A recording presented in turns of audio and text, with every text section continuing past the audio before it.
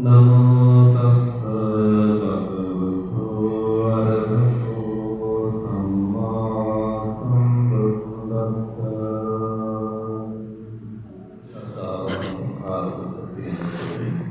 අද මෙදිපුර පසළොස්වක පොහොය දවසේ හිමිතගේ උදෑසන උතුම් සීලයක ගුණයක පිහිටලා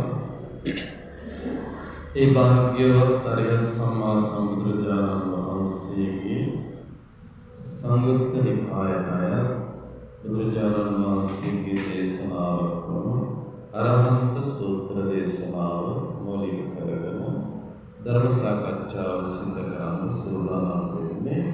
සිත හරිම සංසුන් කරගෙන සාන්තව සිතක් බවට පත් කරගෙන මුළු විශ්වය පුරාම සියලු සත්වයින්ට තමන්ගේ පුණ්‍ය ශක්තිය පතුරවලා මෛත්‍රිය සිද්ධ කරලා ධර්මයේ පිළිබඳව මන අවබෝධයක් මනසේ අවදි කරගෙන මේ ධර්මය ශ්‍රවණය කරන සාකච්ඡා කරන සූදානම්. පින්වතුනි, මේ අරහන්ත සූත්‍ර දේශනාව ඉතාම කෙටි සූත්‍රයක්. කලින් කතා කරලා නැහැ මේ දේශනාව අහලා ඉවර වෙනකොට කලින් ඔක්කොම කතා කරලා තියනවා කියලා හිතුනොත් හරි. මිදිමත නෑ නේ කතාව. මාත් එක්ක හොඳින් කතා කරන්න ඕනේ, සාකච්ඡා කරන්න ඕනේ. නැත්තම් කම්මැලි හිතෙනවා. නේද?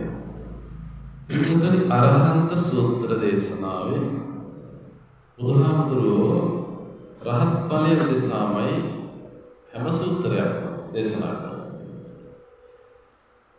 මේ අරහන්ත සූත්‍ර දේශනාවේ ඉන්ද්‍රිය පහක් පිළිබඳව විස්තර කරනවා. දැන් දන්නවනේ, අනුධර්ම කතා කරලා තියෙනවනේ.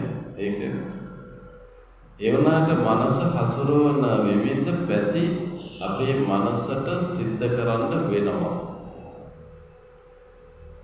එකම ධර්ම කාරණය ධම්මානුධම්ම ප්‍රතිපදාවක් තුළ විමර්ශනය කරනකොට වගේ නෙමෙයි, නැවත නැවත විමර්ශනය කරනකොට විවිධ සම්මාදිට්ඨික දැක්මවල උපදිනවා. විවිධ සම්මා සංකප්පයෙන් යුක්ත විමර්ශනයන් කරන්න වෙනවා. ඇයි දැන් අද මේ වගේ මෛත්‍රී මූලික කරගෙන භාවනාවක් කළේ? ඒක ගැන චුට්ටක් කියනවා කිව්වද නේද? ඒකට හේතුවක් තියෙනවා. ඒක ලොකු හේතුවක්. නිකමට ඔබට හිතෙන විදිහට කියන්න බලන්න. ඔබට හිතෙන්නේ මෛත්‍රී භාවනාව කරනවනේ නේද? ඔතව ස්වාමීන් වහන්සේලා කරනවනේ. දැන් මම ගොඩක් මෛත්‍රී භාවනාව මූලික කරලා කරන අඩුයි මීට කලින්. මේ මාසෙක දෙකක වගේ අතර කාලයකට මම මේ ගැන ආරම්භ වෙන්නේ. විදර්ශනාව තමයි වැඩියෙන් මූලිකව කරන්නේ. ධර්ම විනිශ්චය විතරයි. එතකොට මට පොඩි වෙනසක් තේරුණා. නිවන උදෙසා, මාර්ගඵල උදෙසා ධර්ම විනිශ්චය විතරයි.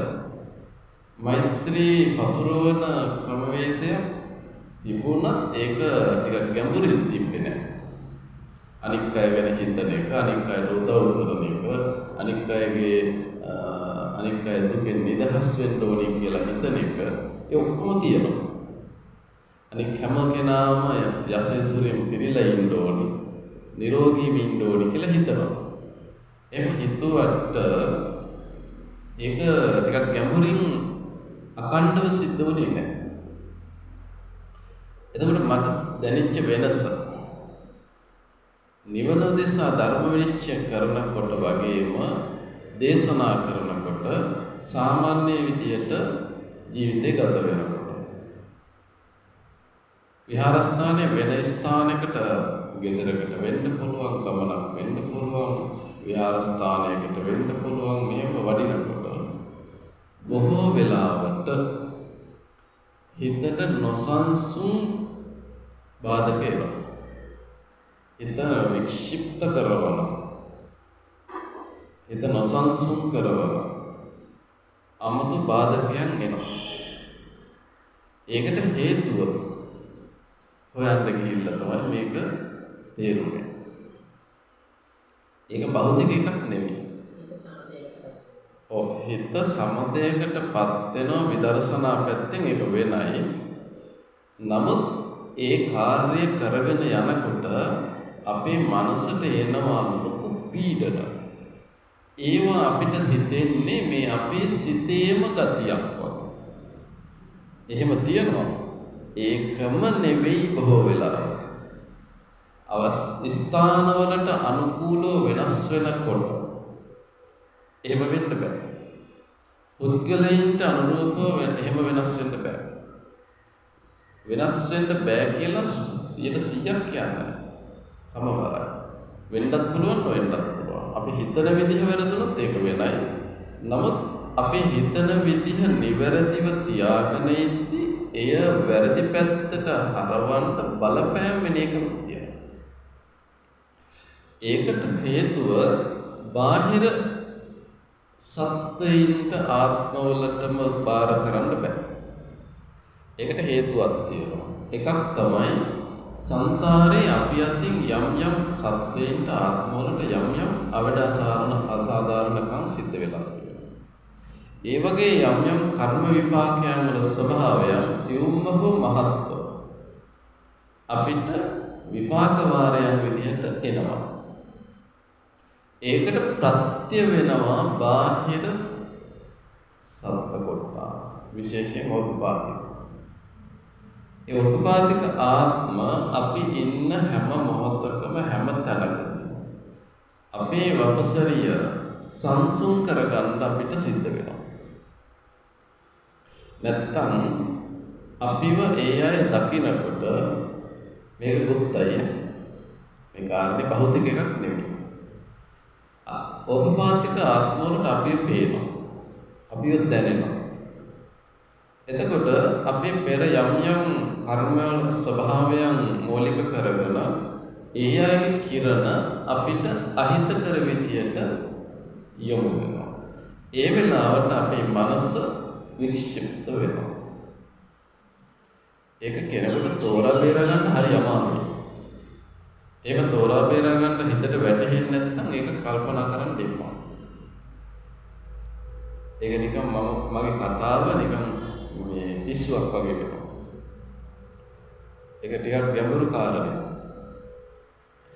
ඒක තේරෙනවා ඔන්න ඔය විදිහට මෛත්‍රී කරලා අපි ඕරායක මෛත්‍රිය පුරවගත්තා. තේරුණා? එතකොට ඒ මෛත්‍රී භාවනාව ආරම්භයේදී හිත ලෝභයෙන් දේශයෙන් නිදහස් කරගත්තේ. මෛත්‍රී භාවනාව පටන් ගන්නකොටම මම කිව්වා මගේ හිතේ දැන් ලෝභය, දේශය, මෝහය නැහැ. දැන් ඒවා తాවකාලිකව නිදහස් ඒ වගේ මම නිදහස් වෙලා ඉන්නේ. ඇයි එහෙම කරේ? ලෝභය, දේශය, මෝහය නැති తాවකාලිකව මොහොතට සිත ඒ වගේ නිදහස් කරගෙන මෛත්‍රිය පතුරවන්න ගත්තොත් ඒ සිත පින් කුසල් වූ සිතක් තුල පිහිටලා කරන කාර්යයක්. තේරුණා? පින හෝ කුසලය නම් වඩා ප්‍රබලයි. පින කියන මට්ටම ප්‍රබලයි නම් කුසලය කියන මට්ටම ඊට වඩා ප්‍රබලයි. ඒ ස්ථාවරයට හිතගෙන ඒ ස්ථාවරයේ ඉඳලා අපි මෛත්‍රී සිත පැතුරවන්න පටන් ගත්තොත් ඒ යන ශක්තිය හරි විශාලයි. ඒ තුලින් එය දැනෙන ඕපපාතික විශේෂයෙන් ඕපපාතික සත්වයන්ට. ත්‍රිසංගත සත්වයන්ට ඒක දැනෙන්නේ නැහැ. නිරේ ඉන්න සත්වයන්ට ඒක සම්බන්ධ කරන්න අමාරුයි. ඕපපාතික අපි හිතමු අපි ආසන්නෙන් භූමියට අර ඔව් පොළව උඩ ඉන්න බහිරව පොළව යට ඉන්න බහිරව නාග ලෝකේ එතකොට මියගිය ඥාතීන් പ്രേත භූත පින් බලාපොරොත්තු වෙන බලාපොරොත්තු නොවන එතකොට പ്രേත භූත ඒ යක්ෂ ඕපපාතිකනේ නේද දිව්‍ය භූමාට දේව ඉහළ දිව්‍ය තල බ්‍රහ්මතල මේ ඔක්කොටම අපේ චිත්ත තරංගය දැනෙන්න ගන්නවා. එතකොට අපි එක පිරිසුදු සිතක් තුළ පිහිටලා අවංකව තමයි යොමු කරන්නේ. ඔව් ඒක හත්වතින්ම උතුරලා යනවා. ඒක පැය 24 පුරා ජීවිත කාලය පුරාවටම ඒක මම තහවුරු කරලා තියෙන්නේ. එතන ඉන්න ඕනේ. සමහර වෙලාවට අපේ හිතට දේශගතිය මතුවෙන්න පුළුවන් සාමාන්‍ය ජීවිතේ. ඒ හැම වෙලාවකම මම අර ධර්මයේ ඉස්සරහට ගියා. මගේ හිතට දේශය දැන් ආවා. ඒ අනුව යම්කිසි කතාවක් කරා නැවත කල්පනා කරනවා ඒ විදිහට හිත පැවැත්වුවොත් මගේ ඕරායක දේශයට අනුරූපව වෙනවා. ඒ නිසා ඒක වෙනස් කරන්න ඕනේ. ඔන්න ඔතෙන්ට නිරන්තරයෙන් අපේ සිත ගේන්න ඕනේ. එතකොට අපි කොතෙන්ට ගියත් අපි අවට සීමාවෙන් අපිව දැනෙන සියලු සත්‍යය අපිව ප්‍රසන්න විදිහට දැනෙන්න ගන්නවා. අපි කිසිම හානියක් නැහැ. අපිව දැක්කම සතුටු හිතන, ප්‍රීතිය හිතන, අපිට ආශිර්වාද කරන්න හිතෙන මට්ටමට හැදෙනවා. තේරුණා?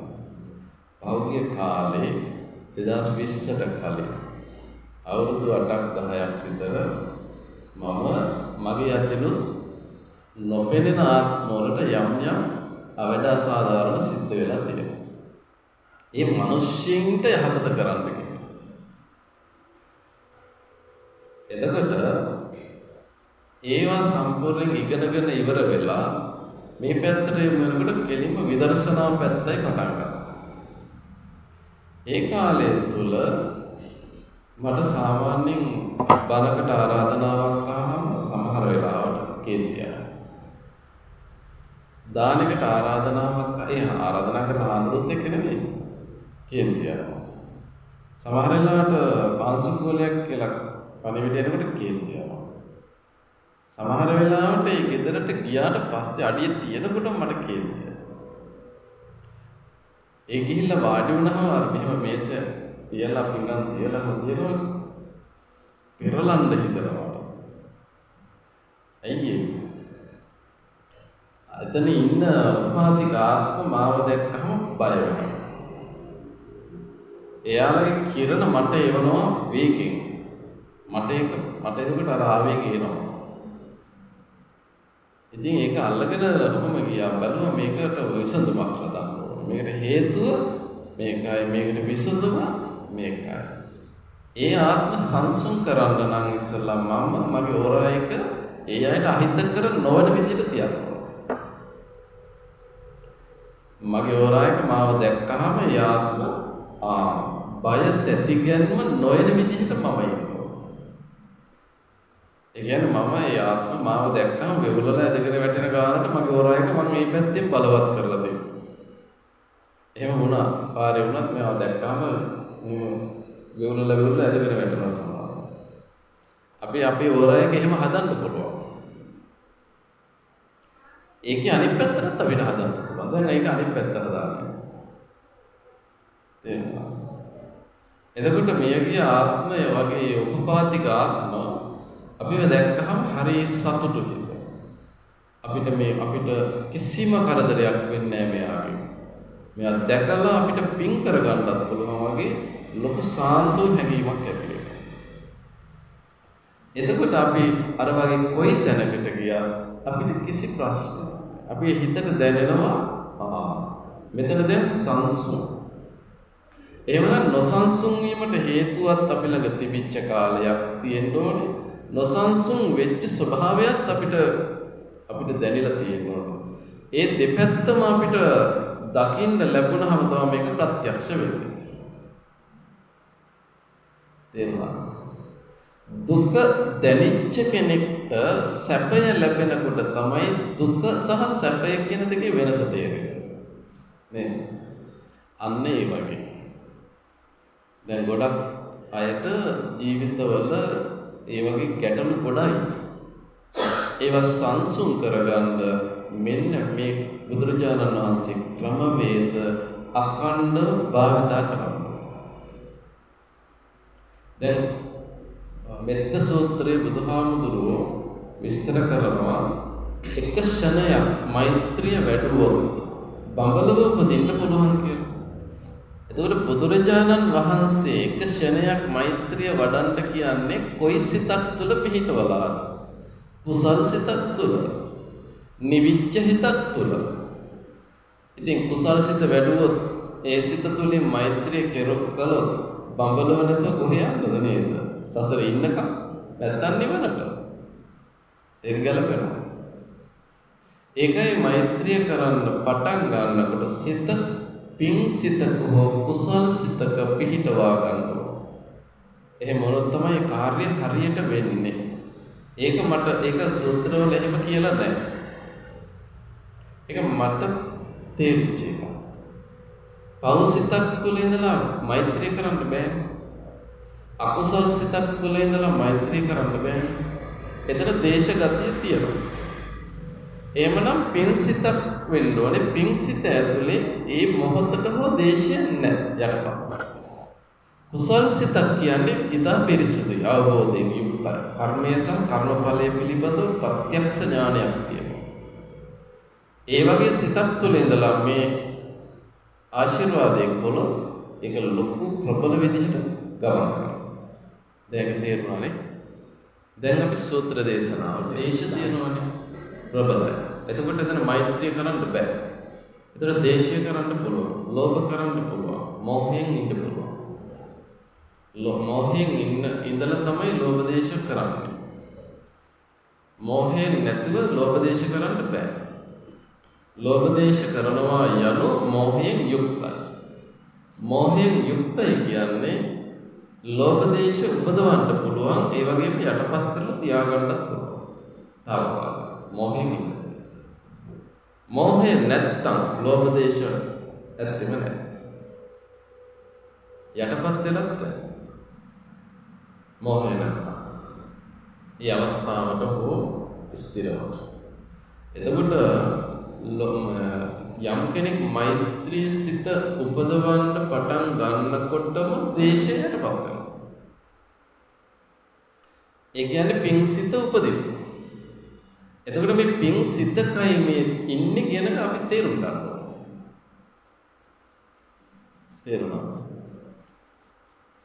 දැන් අපි මෛත්‍රී කරනවා, අපි ඉන්න සිත පිං සිතක්ද කියලා අපි ඉවර වෙනකන් දන්නේ නැහැ. දැන් හොම දැන පිං සිතක තමයි ඉන්නේ. නමුත් පිං සිතකයි මම දැන් මේ පිහිටලා ඉන්නේ කියලා දැනගත්තොත් අරට වැඩිය සතුටු වෙන්නේ. අරට වැඩිය පිං සිත වැඩි දියුණු වෙනවා. දැන ගැනීම තුළ නොදැන සිටිනවට වඩා. එතකොට කුසල් සිත නම් අනිවාර්යෙන් දැනගෙනමයි ඉන්නේ. මම මේ ඉන්නේ කුසල් සිතක, පිං සිත ඉක්මවා ගිය කුසල් සිතක. මේ සිතේ මෝහය නැහැ. නාම රූප පිළිබඳව හොඳ විමර්ශනයක් ක්ෂණයකින් මට එන්න පුළුවන්. ක්ෂණයකින්, තප්පරයකින්, දෙකකින් මට මෝහය తాවකාලිකව යටපත් කරලා කුසල් සිතකට සිත ගේන්න පුළුවන්. කියන එක තමන්ට දැනෙනවා නම්, එතන මම පිහිටලා ඉන්නේ කියලා දැනෙනවා නම්, ඒක ලොකු අවබෝධයක්. අන්න ඒ සිත තුල පිහිටලා මෛත්‍රිය කරන්න ගත්තොත් ඒක දිගට වැඩෙන්නේ පින් වලට එහා ගිය කුසල. ඒ නාම රූප ධර්මයන් පිළිබඳව අවබෝධයකින් තමයි ලෝක සත්‍යයට මෛත්‍රී කරන්නේ. ඒ සෑම සත්‍යයකේ නාම රූප ධර්ම පිළිබඳව අවබෝධයකින් යුක්තයි. පිං සිතක් තුළ කරනකොට ප්‍රඥාවේ අඩුවක් තියෙනවා. එතකොට නාම රූප ධර්මයන් පිළිබඳ උදේවැය ඥානයකින් යුක්තව නෙමෙයි මෛත්‍රී සිත පතුරවන්නේ. එතන ධර්ම විනිශ්චය නැතිව තමයි වෙන්නේ. කුසල සිතක් එක්ක යන කෙනා ප්‍රඥාව පරිපූර්ණයි. මෛත්‍රී කරනකොට සියලු සත්‍යයන් කෙරෙහි නාම රූප ධර්ම පිළිබඳව හොඳ විමර්ශනයක් සහිතවයි මෛත්‍රී කරන්නේ. එතන බලාපොරොත්තු තියන්නේ මේ කුසල් සිත මුල් කරලා, ප්‍රඥා මුල් කරලා, ධර්ම විනිශ්චයකින් යුක්තව මෛත්‍රී සිත පතුරවන කෙනා ඒ මාර්ගය ඔස්සේම මඟපල ලබන්නත් පුළුවන්. මෛත්‍රී භාවනාව ධර්ම විනිශ්චයක් සහිතව ගමන් කරන කෙනාට ඒ ඔස්සේ මාර්ගඵල ලබන්න පුළුවන්. ඒකට ලොකු උපකාරයක් වෙනවා බාහිර බාධා නැතිවීම. තේරුණා? සමහර බුදුරජාණන් වහන්සේ වැඩ ඉන්න කාලෙත් අහලා තියෙනවනේ සමහර වික්ෂුන් වහන්සේලාට අමනුෂ්‍ය බලවේග වලින් භාවනා කරද්දී බාධක ආවා. නේද? ඒකට කරණීය සූත්‍රයේ දේශනා කරන්නේ නේ. ඒක ආටානාටිය මේ කොහොමද තියෙන්නේ?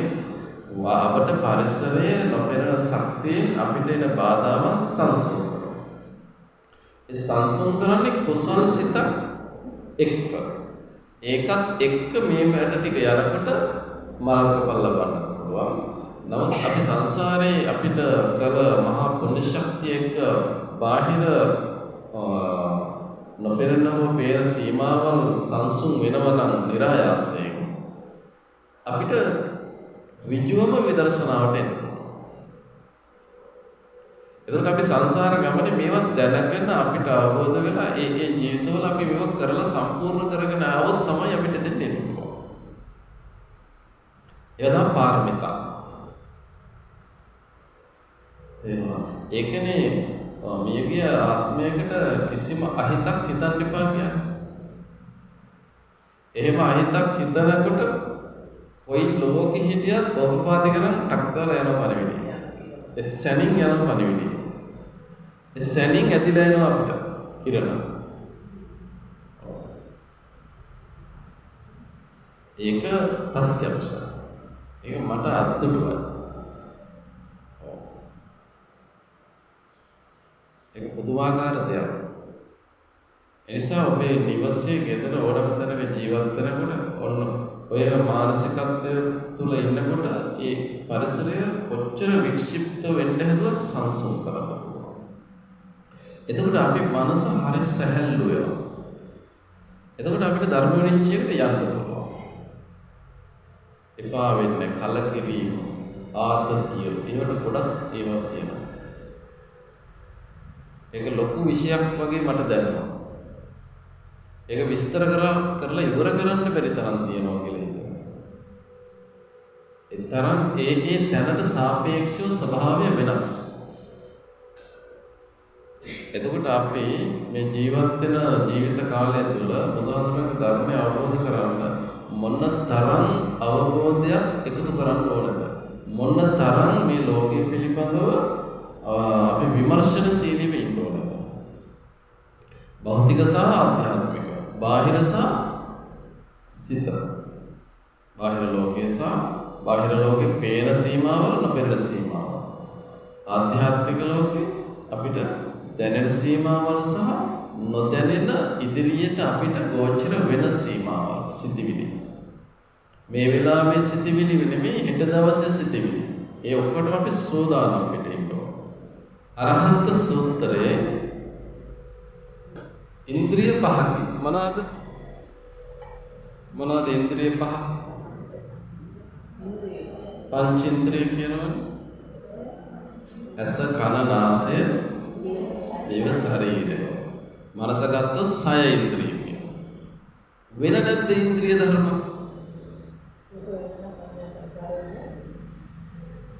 ඒ ස්කන්ධ විදියට කතා කරන්නේ. ඒ ස්කන්ධ ඇතුලේ තමයි මේ ඔක්කොම කතා කරන්නේ. රූප, වේදනා, සංඥා, සංකාර, විඥාන කියන ස්කන්ධ පහ ඇතුලේ තමයි මේ සියලු කතාවන් කරන්නේ. තව නම් වශයෙන් බුදුහාඳුරුවෝ පෙන්නලා තියෙන ඉන්ද්‍රිය පහකට වැඩි තියෙනවද? පංචේන්ද්‍රිය කියලා කියන්නේ. සයේන්ද්‍රිය කියලා කියනවා. සත් ඉන්ද්‍රිය කියලා කියන්නේ නැහැ. අටේන්ද්‍රිය කියලා කියන්නේ නැහැ. නවේන්ද්‍රිය කියන්නේ නැහැ. දසේන්ද්‍රිය කියන්නේ නැහැ නේ. අපි ධර්මෙත් එහෙම අහලා තියෙනවා. ආලෙන් පංචේන්ද්‍රිය කියලා තියෙනවා. දැන් ඔය අපි දැන් කතා කරපු විදිහට චක්කු ඉන්ද්‍රිය කියන එක හරිනේ. වැරදි නෑ. සෝතේන්ද්‍රිය, ගාහනේන්ද්‍රිය, ජීවහාේන්ද්‍රිය, කායේන්ද්‍රිය, මනේන්ද්‍රිය කියනවා. එහෙමද කියන්නේ? සයේන්ද්‍රිය, පංචේන්ද්‍රිය කියනකොට සයේන්ද්‍රිය ඒ විදිහට කතා කරනවා. පංචේන්ද්‍රිය අස කන නාසය දිව ශරීරය කියලා කතා කරනවා. තව පංචේන්ද්‍රියක් තියෙනවා. ඒ මොකක්ද? ඔය නාම රූප දෙකෙන් එකකට දාලා තමයි ගන්න වෙන්නේ. වෙන එකක් නෑනේ අපිට. එක්කෝ කයට ගත්තොත් නම් ඇස කන නාසය දිව ශරීරය හරි. දැන් හිතට දැම්මොත් එහෙම පංචේන්ද්‍රියක් කොහෙද දෙන්නේ? කය වෙන පංචේන්ද්‍රියක් නැහැනේ. ස්පර්ශ වීමෙන් තමයි ඔය ඉන්ද්‍රිය එන්නේ. එතකොට සිත මූලික කරගෙන තව පංචේන්ද්‍රියක් තියෙන වෙලෙට කය මූලික කරගෙන වෙන පංචේන්ද්‍රියක් කතා කරනවා කියන්නේ නෑනේ. ඔන්න දැන් පොඩි නිදහස් ලේසියක් වුණා. සිත මූලික කරගෙන තව පංචේන්ද්‍රියක් බුදුහාමුදුරුවෝ කියනවා.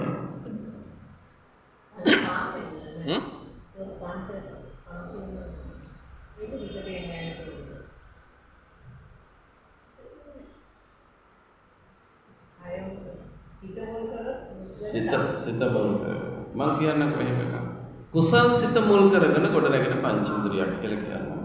සිත් කියන ගොඩක් නෙනේ.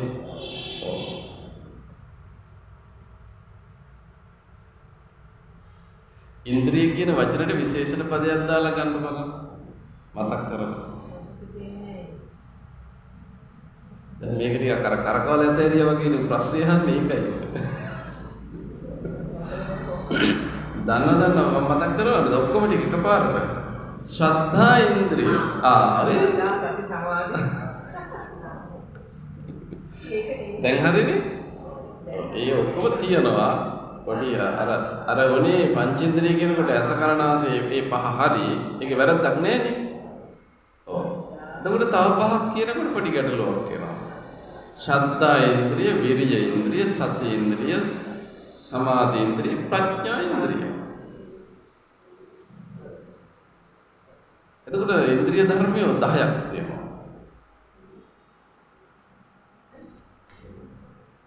චක්කු ඉන්ද්‍රිය, සෝත ඉන්ද්‍රිය, ගාහන ඉන්ද්‍රිය, ජීවහා ඉන්ද්‍රිය, කාය ඉන්ද්‍රිය, ශ්‍රද්ධා ඉන්ද්‍රිය, විරිය ඉන්ද්‍රිය, සති ඉන්ද්‍රිය, සමාධි ඉන්ද්‍රිය, ප්‍රඥා ඉන්ද්‍රිය. ඉන්ද්‍රිය ධර්මය 10ක් තියෙනවා.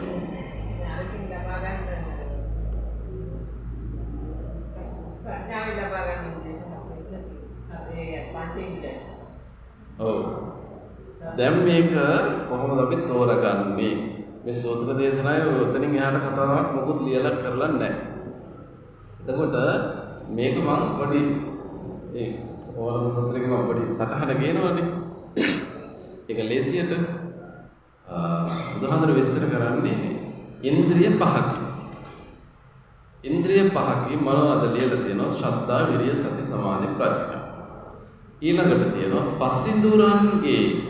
එතන පාලි වචනේ තියෙන්නේ පංචන්තං ඉන්ද්‍රියානි කියන. පසින්දුරන්ගේ කියනකොට ඒ පංචේන්ද්‍රියනේ. පසින්දුරන් කියන්නේ ඉන්ද්‍රිය පහටනේ. ඔව්. පසින්දුරන්ගේ ආස්වාදයක්, ආදීනවයක්, නිස්සරණයක් තතුසේ දැන උපාදාන රහිත මිදුනේ වේද.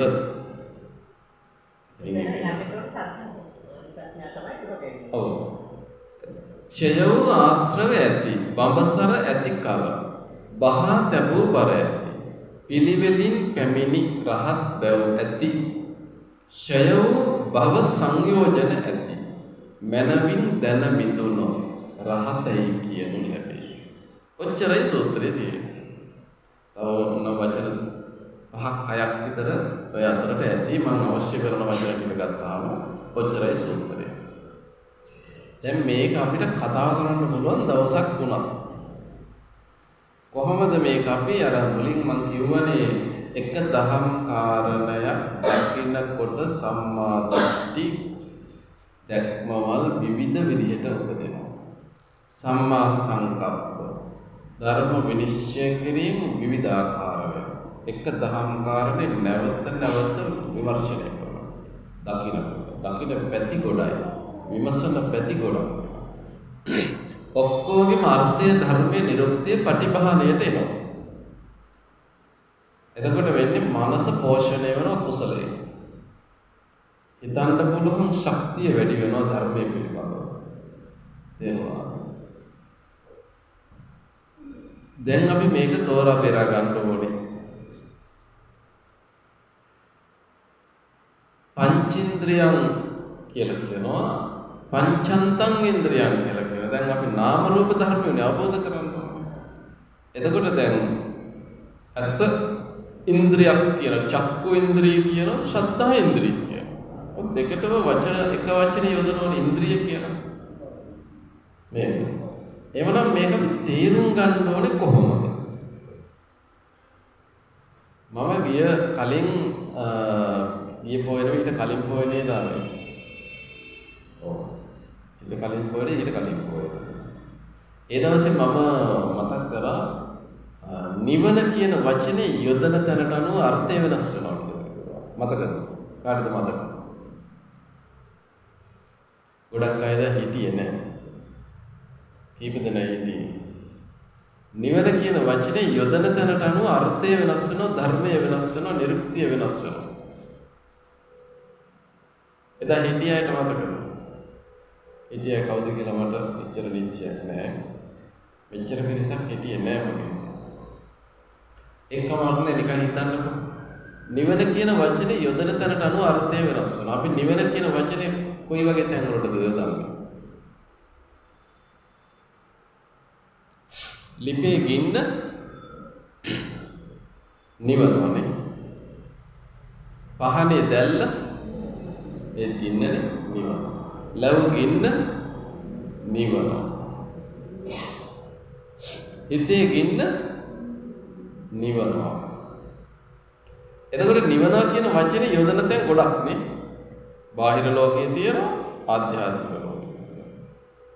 එතකොට මේ නිවනවා කියන වචනේ යොදන තැනට අනුව අර්ථය ධර්මයේ කොහොමද තේරුම් ගන්නේ නිරුක්තියට අනුව?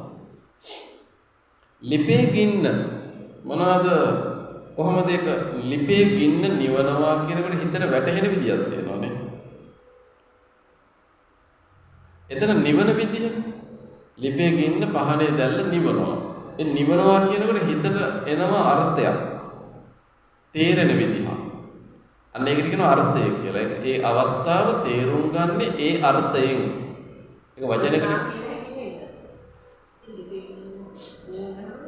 ඔව්. ඒක අපිට වැටහෙන විදිහක් තියෙනවානේ. ඒකයි වචනෙට ගේන්න අමාරුයි. ලිපේ ගින්න තියෙනවා. පහනේ දැල්ල කියම ලේසියිනේ ඒක පොඩිනේ. පහනේ දැල්ල. පහනේ ගිනි දැල්ල. නිවනවා. පහනේ ගිනි දැල්ල නිවන්න කියලා කියනවානේ. එතකොට නිවන්නේ ඔබ කියලා හිතන්නකො. ඔබට තමයි කියන්නේ. එතකොට මට පහනේ දැල්ල නිවන්න කියනවා. එතකොට ඒක හිතට වැටහෙන විදිහක් තියෙනවා. ඒ ගින්න නිවෙන විදිහ.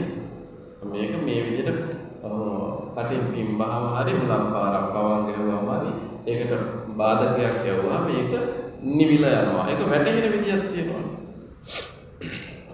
නේද?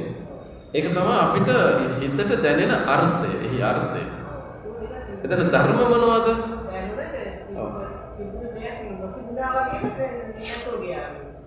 ඔව්. එතන දෙයක් තිබුණා ඒක නැති වෙලා ගියා. ඔව්. එතකොට ඒක අපි තේරුම් ගත්තේ භෞතික වශයෙන්. බාහිර භෞතික රූපයක් විදිහට තිබුණ ආකාරයෙන් තමයි අපි තේරුම් ගත්තේ.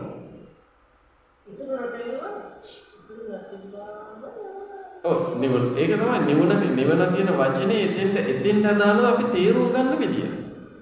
දැන් හිතේ ලෝභ ගින්න නිවනවා කියනකොට ලෝභය නැති කරනකොට අර භෞතික ස්වરૂපයෙන් තේරුම් ගන්න නැහැ නේද? එහෙම තේරුම් ගන්න නැහැ. නේද? ඔව්. එතකොට අන්නේ නිවනවා කියන වචනේ අර්ථය යොදන තැනට අනුව අපිට වැටහෙන ක්‍රමයක් තියෙනවානේ. ඒක තමයි අර්ථය. ඒක තමයි අර්ථය. එතකොට ධර්ම පහනේ දැල්ල නම් එතන භෞතික එතන උෂ්ණත්වයේ වැඩි ආලෝක ස්වභාවයක් තියෙනවා වර්ණ ස්වභාවයක් තියෙනවා.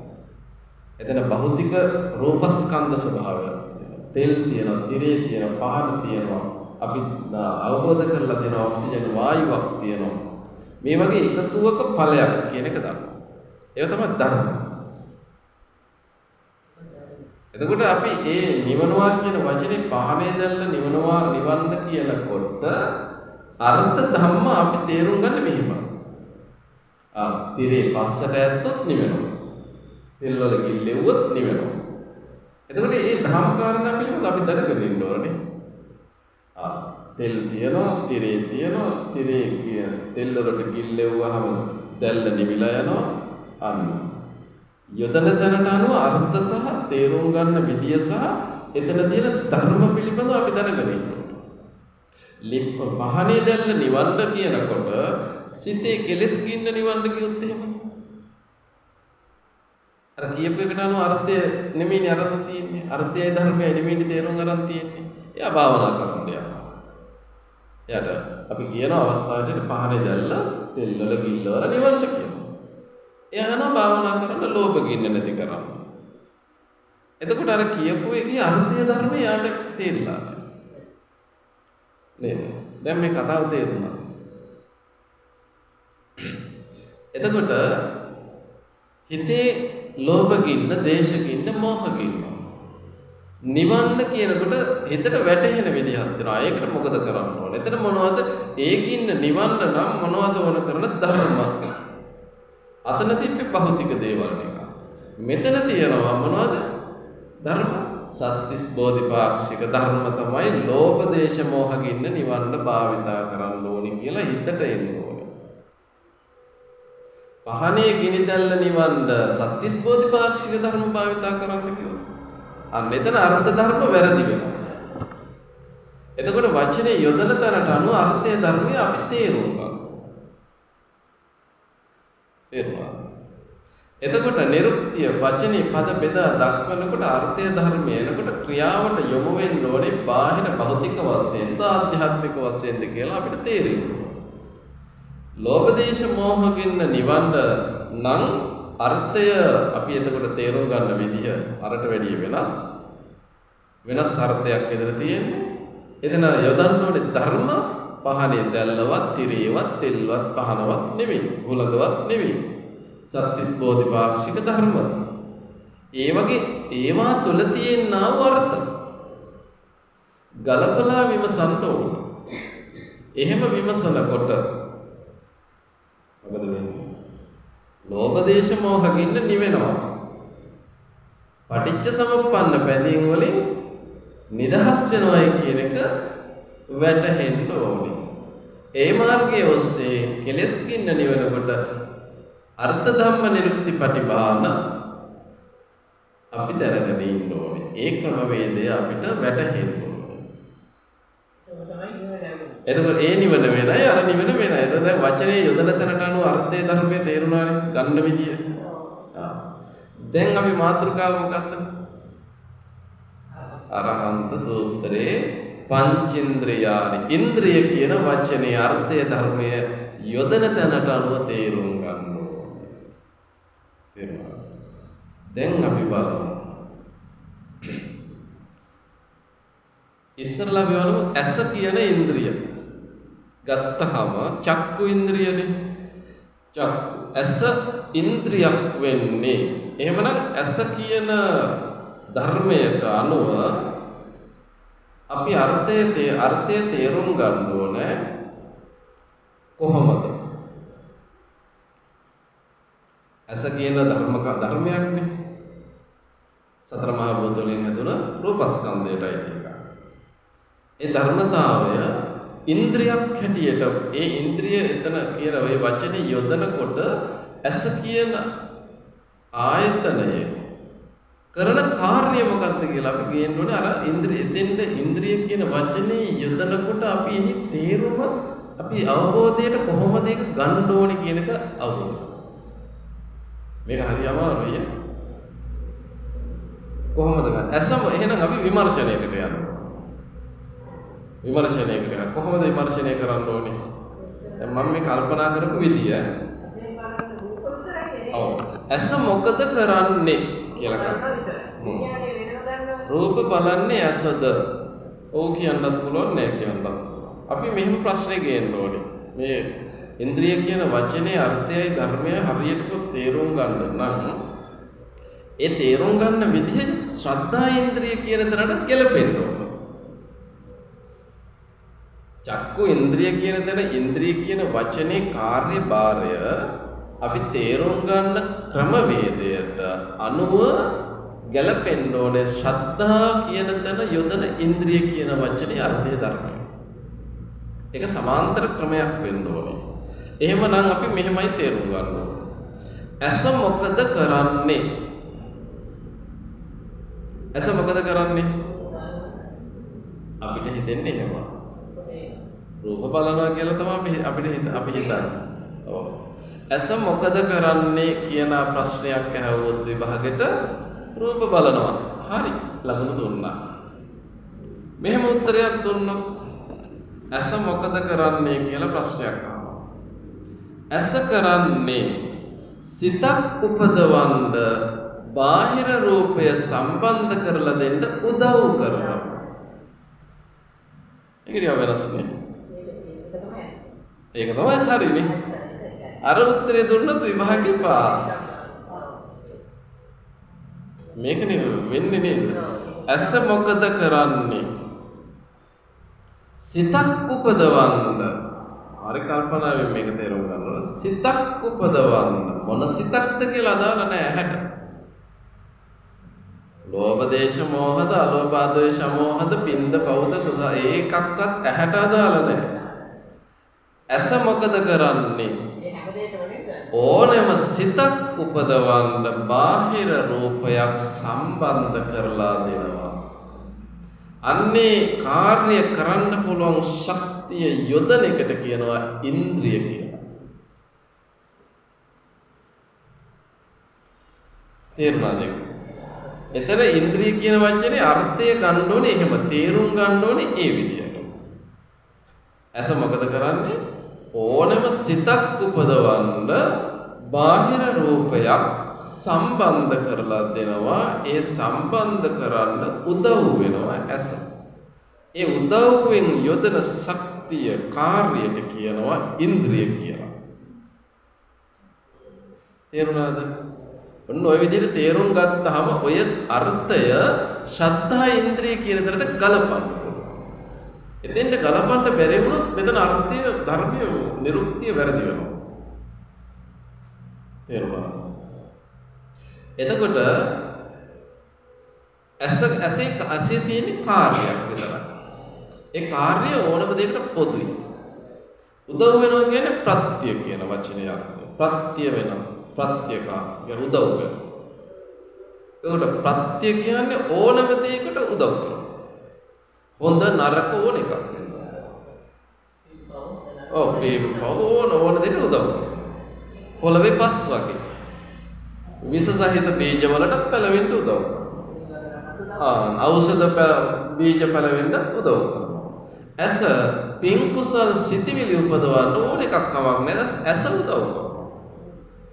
ඇසේ කාර්ය ශබ්දය මූලික කරගෙන නෙමෙයි, ගන්ධයක් නෙමෙයි, රූපයේ අදාළ ඒ දත්ත ටික සම්බන්ධ කරලා දෙනවා. වෙන මුකුත් කරන්නේ නැහැ.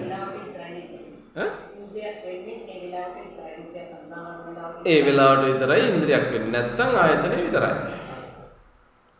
ඉන්ද්‍රිය කියන වචනේ දැන් මරුණට පස්සේ ඉන්ද්‍රිය කියන වචනේ අර්ථය කියන්න බෑ.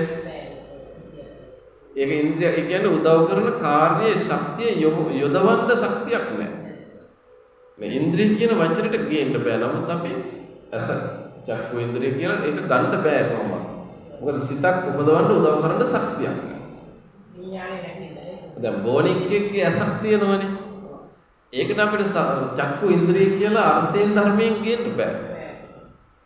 මොකද සිතක් උපදවන්න ඒ භෞතික ඒ ඇස උදව් කරන ශක්තියක් නැහැ.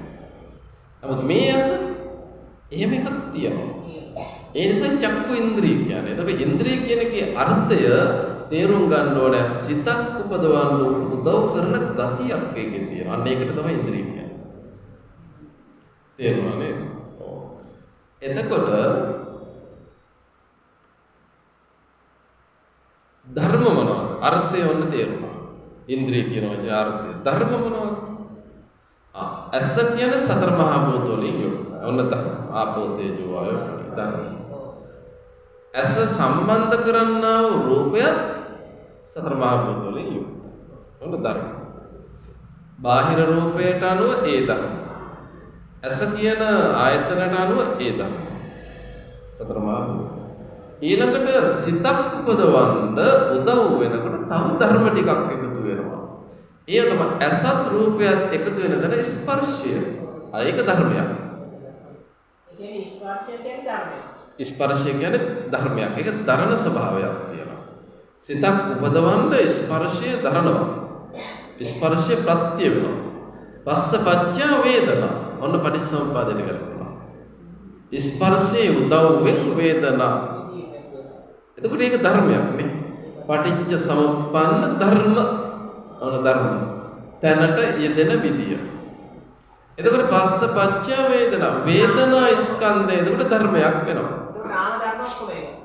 ඔව් දැන් මේ රූප ධර්ම නාම ධර්ම මේ චක්කු ඉන්ද්‍රිය කියන තැන අපි ඊළඟට ශ්‍රද්ධා ඉන්ද්‍රිය ශ්‍රද්ධාවෙන් ඉන්ද්‍රියක් විදියට පරිවර්තනය වෙන තැනට ගැලපෙන්නේ. දැන් චක්කු ඉන්ද්‍රිය වෙනම ගන්නකොට අතනින් ඉවරයි. සතර මහා භූත වලින් කතාව ඉවරයි. එතන අර්ථ ධම්ම අනුව එතනින් ඉවරයි. දැන් වෙන්නේ නාම පැත්තට. නාම ධර්ම පැත්තට එනකොට එතන නාම ධර්ම ඔස්සේ නාම ධර්ම ක්‍රියාත්මක කරන නාම ධර්ම උපදවන්න උදව් වෙන ගතියක් ඇහි තියෙනවා. ස්පර්ශය තුළින් වේදනා ස්කන්ධයක් උපදවන්න ඇසේ උදව්වක් තියෙනවා. සහයෝගයක් තියෙනවා. ඇසේ විඤ්ඤාණය. මේ ඇස කියන ආයතනය තුළ ඇස කියන ඉන්ද්‍රිය කියන වචනේ චක්කු ඉන්ද්‍රිය කියන වචනේ ගන්නකොට ඒ ඉන්ද්‍රිය කියන වචනේ අර්ථය තේරුම් ගන්නවා. ඇස සිතක් උපදවන්න උදව් කරනවා කියවනේ. සිතක් උපදවන්න උදව් කරනවා නම් සිතකට අදාළ චෛතසික උපදවන්නත් උදව් කරනවා. ඒකින්ද තමයි රූප ඇස සම්බන්ධ කරගෙන ස්පර්ශය කියන ධර්මයක් එතන ගොඩ නැගෙනවා. එතකොට ඇස උදව් කරනවා වේදනා ස්කන්ධය උපදවන්නත් ඇස උදව් කරන ගතියක් ඒකේ තියෙනවා. ඒ නිසා ඒකට චක්කු ඉන්ද්‍රිය කියනවා. සංඥා ස්කන්ධය උපදවන්න උදව් කරන ගතියක් ඇහි තියෙනවා. ඒ හින්දා ඒ ඉන්ද්‍රිය කියන වචනේ යොදනවා. ඔව්. දැන් ගෝණික්කගේ ඇහෙන් ඒ වැඩි කරන්නේ නැහැ. ඔව්. එතකොට සංකාර චේතනාව හදන්න. සිත හදාගෙන යන වැඩ පිළිවෙල. එහෙම කරන්න ඒකට උදව්වක් වෙන්න පුළුවන් ගතියක් තියෙනවා ඇහි. ඊළඟට සිතක් විඥානය සිතක් උපදවන්න ඇහි උදව්වක් තියෙනවා. උදව් කරන්න පුළුවන් ගතියක් බලයක් තියෙනවා. අන්න ඒ ගතියට බලයට කියනවා ඉන්ද්‍රිය කියලා. ඒ ඇස කියන තැනට චක්කු ඉන්ද්‍රිය කියන තැනට යොදනකොට ඇස කියන තැනට ඉන්ද්‍රිය කියන වචනේ එකතු වෙනකොට ඉන්ද්‍රිය කියන වචනේ අර්ථය ධර්මය ඔය ක්‍රමයට තේරුම් ගන්න ඕනේ. දැන් තේරුණාද? හරි අමාරුයි තේරුම් ගන්න පුළුවන්. බැරි වෙන්නේ නැහැ. මොකද ඔයිට වැඩි මේක විස්තර කරන්න විදියකුත් නැහැ. ඔයිට වැඩි උපරිම සරල. මේ දැන් ඊළඟට මෙතන තියෙන පටිච්චසමුප්පාදයේ සිත උපදවන්න ආරම්භ වෙන තර වේදනා පස්සපච්චය වේදනා ඉඳලා පටිච්චසමුප්පාද. එතන පටිච්චසමුප්පන්නද නැත්ද කියන එක තාම අදාළ නැහැ. උපදින සිත අනුව තමයි ඒක තීරණය වෙන්නේ. දැන් මෙතන කතා කරන්නේ චක්කු ඉන්ද්‍රිය. චක්කු ඉන්ද්‍රිය කියනකොට ඒක පටිච්චසමුප්පන්නද පටිච්චසමුප්පන්න නිරෝධද කියන එකක් නැහැ. රාතන් වහන්සේට චක්කු ඉන්ද්‍රිය තියෙනවනේ. රාතන් වහන්සේට සිතක් උපදවන්න ඇසුදව් කරනවා. එතකොට ප්‍රත්‍යඥ කෙනාට සිතක් උපදවන්න ඇසුදව් කරනවා. එතකොට මෙතන පොදුයි. කාර්ය පොදුයි. ඊළඟට දැන් ඔන්න රහතන් වහන්සේට ශ්‍රද්ධා ඉන්ද්‍රිය සම්පූර්ණයි. ඒ ශ්‍රද්ධා කියන වචනේ ඉන්ද්‍රිය කියන ශ්‍රද්ධාවෙන් දැන් අපි අර ඇසේ කාර්යභාරය මොකක්ද කියලා ප්‍රශ්නයක් ඉදිරිපත් කරා. ඒ ප්‍රශ්නේ ගේන්න ඕනේ ශ්‍රද්ධාව කියන වචනයට. මේ ශ්‍රද්ධා පංචේන්ද්‍රිය තුළ ශ්‍රද්ධාව කියන වචනයෙන් ගන්නා වූ කාර්යභාරය මොකක්ද? දැන් ඇසනම් සිතක් උපදවන්න ඕනම එකක්. මේ ශ්‍රද්ධාව නම් අපි බලන්න ඕනේ අන්තිමේක ප්‍රඥාව. එකට තියෙන ශ්‍රද්ධා ඉන්ද්‍රිය, පහට තියෙන්නේ ප්‍රඥා ඉන්ද්‍රිය. එහෙනම් අවසානයේ ගැලපෙන්න ඕනේ මේ ශ්‍රද්ධාවේ අර්ථය ධර්මය.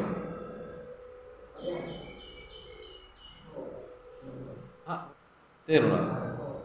අර්ථය ධර්මය ගලාගෙන යනකොට අන්තිමට ගැලපෙන්න ඕනේ.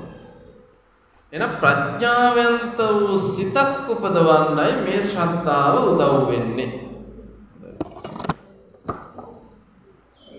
තේරුණාද?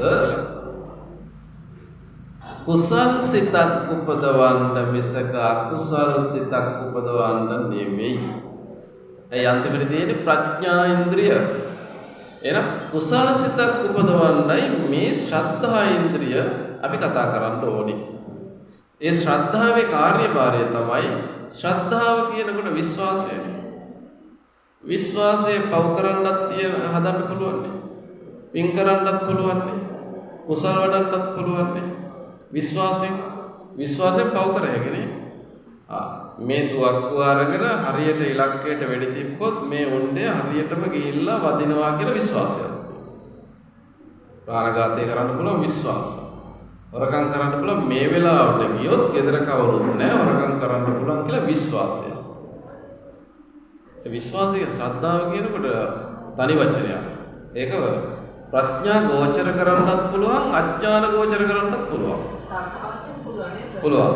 නමුත් දැන් අපි මෙතන පංචේන්ද්‍රිය ගන්නකොට ශ්‍රද්ධා, විරිය, සති, සමාධි, ප්‍රඥා වේලියක් තියෙනවනේ. එහෙමනම් ඒ ඔක්කොටම අර්ථය ධර්මයේ ගැළපෙන විදිහට පළවෙනි එකේ නම් ගන්න වෙනවා. අපි මේක විමර්ශනය කරගෙන යනවා. එතකොට මිත්‍යා විශ්වාසයක් ගැන මේ කතා කරන්නේ. සම්මා විශ්වාසය, සම්මා මාර්ගයටයි. තේරුණාද?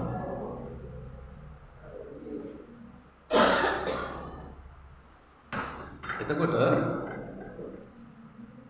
මේ ශ්‍රද්ධාව ප්‍රඥාවන්තෝ සිතක් උපදවන්න නම් මේ ශ්‍රද්ධාව යොදන විදිහක් තියෙනවා. කුසල් සිතක් උපදවන්න විතරයි. එතකොට මේ ශ්‍රද්ධා අපේ සිතේ උපදවන විශ්වාසය, ඒ විශ්වාසය තමයි ලෝභය, ද්වේෂය, මෝහය ප්‍රහාණය කරන්න පුළුවන් විශ්වාසයක් තියෙනවා. ඒ විශ්වාසය හදන්නේ සත්‍තිස් බෝධිපාක්ෂික ධර්ම වලට. ඔන්න අර්ථය ධර්මය.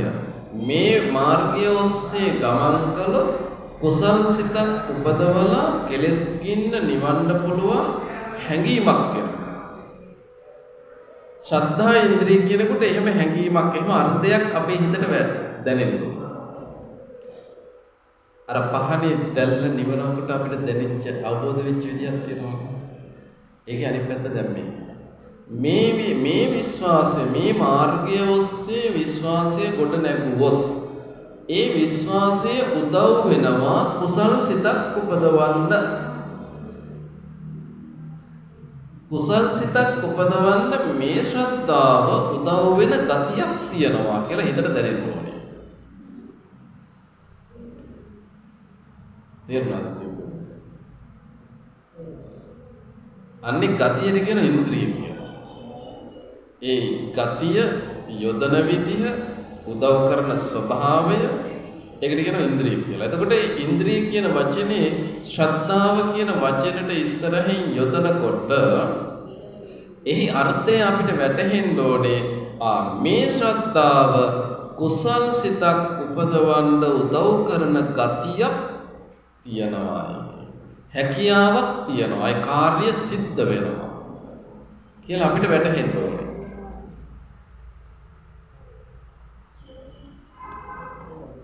තේරුණාද? එහෙමයි ශ්‍රද්ධා ඉන්ද්‍රිය කියන වචන දෙක එකතු කරලා ගන්නකොට තේරුම් ගන්න ඕන විදිය. දැන් ඒක තේරුණාද? ඊළඟට විරිය ඉන්ද්‍රිය. ඔය ක්‍රමයට තමයි දැන් ඔක්කොම යන්නේ. විරිය ඉන්ද්‍රිය මොකක් උපදවන්නද? අර ප්‍රශ්නෙම දාන්න. වචනේ අර්ථය ධර්මයේ ගන්න. ශ්‍රද්ධාව කුමක් උපදවන්නද? ඉන්ද්‍රිය කියන වචනේ අර්ථය තේරුම් ගන්න අපි විමසුවේ කුසල් සිතක් උපදවන්න. අකුසල් සිතක් නෙමෙයි. ප්‍රඥා ඉන්ද්‍රියනේ. ප්‍රඥා සිතක් උපදවන්න. එහෙමනම් ඊළඟට තියෙන විරිය ඉන්ද්‍රිය කුසල් සිතක් උපදවන එක තමයි විරිය කියන වචනේ කාර්යභාරය. අකුසල් පැත්තට විරිය යොදන්න පුළුවන් නේ. නේද? දැන් මේ ගිලම්පස කෝපය අතේ තියෙනවා ඒක මෙහෙම අරගෙන වළඳන්න වීරියක් යොදන්න ඕනේ. උත්සාහයක් වේරියක් තියෙන්න ඕනේ. අත වළංගු නැත්තම් බෑ. නේද? ඒ අර්ථය නෙමෙයි අතෙන්ට කියන්නේ. දැන් මේ ගිලම්පස එක අතින් අරගෙන වීරියෙන් උස්සලා මෙහෙම අරගෙන එහෙම වළඳනවා මේ ගිලම්පස ටික කටට අරගෙන ගිලින්නත් වීරියක් ඕනේ. නැත්තම් දිව වැඩ කරන්නත් වීරියක් ඕනේ. ඒ අර්ථයද අර වීර්ය ඉන්ද්‍රිය කියන තරේ. එතන අපි දන්නවා මේ ඒ අර්ථය නෙමේ කුසල සිතක් උපදවන්නයි ඒ වීර්ය ගන්න. දැන් මේ ගිලම්පස වළඳන්න යොදන වීර්ය කුසල සිතක් උපදවන්නද? නෑ ඒක එහෙම එකක් නෙමෙයි. එතකොට ඒ අතන ඉන්ද්‍රිය කියන වචනේ අර්ථය තේරුම් ගන්න ඕන විදිහ තමයි ඒ. කුසල සිතක් උපදවන්න වීර්ය උදව් කරනවා. එහෙමනම් ධර්ම මොනවද? අර්ථ ධම්ම නිරුක්ති. ඒ අර්ථය තුලින් බලනකොට ඊට අදාළ ධර්ම මොනවද? මොනවද වීර්යයට අදාළ ධර්ම?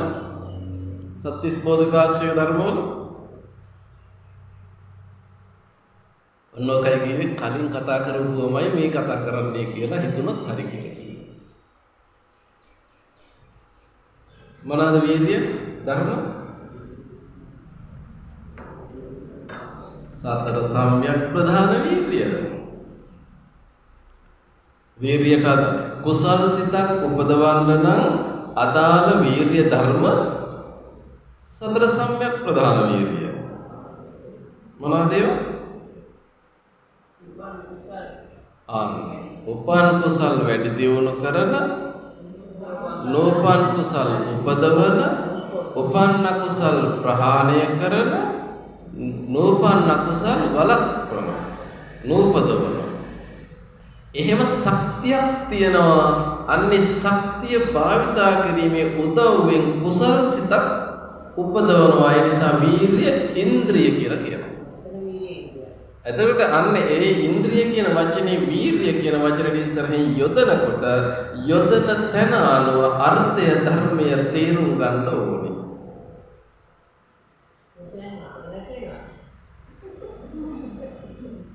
ඒකෙදි මට හදලා දෙන්න බෑ. අමතක වෙන එක මට හදලා දෙන්න බෑ. දැන් ඔය විස්තර ඔය විදිහට විස්තර කරලා ත්‍රිපිටකේ කොතනකවත් ලියලා නැහැ. ඔව්. කෙරෙනවා ඒ උනාට අමතක වෙනවා වචන වශයෙන්. ඒ ඔක්කොම කෙරෙනවා. වචන පද අමතක වුණාට බය වෙන්න එපා. ක්‍රමය විතරක් ඔළුවේ තියාගන්න. මටත් අමතක වෙනවනේ. දැන් මට අමතක වෙන්නේ නැත්නම් මට මේ පොඩි කොලයක මේ පේලි දෙක තුන ලියන්න ඕනේද? අමතක වෙනවා. වචන පද අපිට අමතක වෙන්න පුළුවන්. නමුත් අපිට වචන පද ඇහෙනකොට ඒ වචන පද ගලපන ක්‍රමය අපි ළඟ තියෙනවා. ඒක අමතක වුණොත් වචන පද බෝඩ් ගහලා ලියාගෙන පිටේ ඉල්ලගෙන හිටියත් බෑ. පිටේ ඉල්ලගෙන හිටියොත් කොහොමවත් පේන්නේ නැහැ. ඉස්සරහින් ඉල්ලගෙන තිබ්බත් පේන්නේ නැහැ. මේ ඉස්සරහින් පිටි වල බෝඩ් ගහගෙන හිටියට වැඩක් නැහැ. ඒ වචන පද අරමුණු අපිට අපේ මනසට ගෝචර වෙනකොට ගලපලා විමර්ශනය කරන්න ඕනේ ක්‍රමය අපි ළඟ තියෙනවා. ඒක අමතක වෙන්නේ භාවිතා නොකරන නිසා.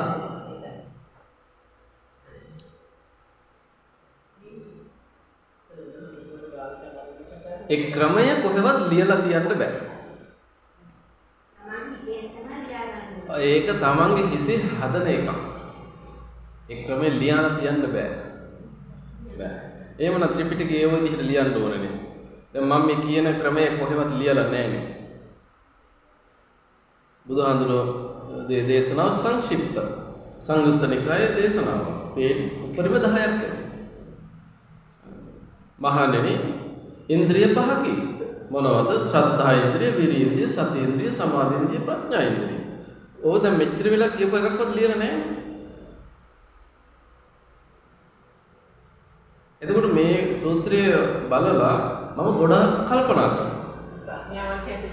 ඒක අහු වෙන්නේ. ඒ කියන්නේ අර මේ වචන පද අර්ථ ධම්ම නිරුක්ති පටිභාන වලට ගලපලා තේරුම් ගන්න පුළුවන් ක්‍රමය හිතේ තියෙන කෙනාට අර සංක්ෂිප්ත කතාව බලලා ටිකක් කල්පනා කරගෙන යන එයා එක පැත්තට විමසනවා. එක දෘෂ්ටියක ඉන්නේ නැහැ. මේ ලියලා තියෙන විදිහටමනේ ගන්න ඕනේ කියලා දෘෂ්ටියකට යන්න බෑ. ඒ වචන පද මනසට අවදි වෙන හැම ධර්ම කාරණයකටම යොදමින් ගලපමින් හැම දහම් කාරණයකටම ගැලපෙනවාද විමසමින් ගමන් කරන කෙනා අර ක්‍රමය භාවිතා කරගෙන යනකොට හිතා ගන්න අමුතු විදිහේ දර්ශනයක් ඉස්මතු වෙනවා බුදුහාමුදුරුවන්ගේ දේශනාව ඇතුලේ. ඒකයි කටපාඩම් කරලා කියන්න බෑ. ඒක කටපාඩම් කරලා කියන්න බෑ. දැන් මම මේ වාක්‍ය මේ පේලි දෙක තුනට මම මේවා වෙන පොතකින්වත් කොහෙන්වත් ගත්ත කතාවක් නෙමෙයි මේ කියන්නේ. ඒ වචන පද ඒ සත්‍තිස් බෝධිපාක්ෂික ධර්ම ඉස්මතු කරමින් ඒ තැනට යොදමින් ඒ තැනට අර්ථය ධර්මයේ ඉස්මතු වෙන ආකාරය තේරුම් ගනිමින් කුසල් සිතක් උපදවලා කෙලස් කින්න නිවන්න පුළුවන් ක්‍රමය මම කල්පනා කරනවා. ඒ කල්පනා කරගෙන යන එක ආය කල්පනා කරලා මතක් කරගන්න බෑ. ඒ ක්‍රමය නැවත භාවිතාව කරන ක්‍රමය තියෙනවා. එතකොට වචන පද වෙනස්. තේරුණා? ඒ ක්‍රමය තමයි අපි ගන්නවා. ඒ ක්‍රමය තියෙන කෙනාට ඉදිරියට ආයතනයේ ඉදිරියට ඒ කියන්නේ ඇස කරන ආසය දිව ශරීරයේ මනස. මේ ආයතනයේ ඉදිරියට එන ඕනම අරමුණක් ඒ අවස්ථාවේ නිදහසේ විමසන්න පුළුවන් ශක්තිය තියෙනවා. අර ක්‍රමය ඒ අවස්ථාවට අනුරූපව භාවිතා කරනවා.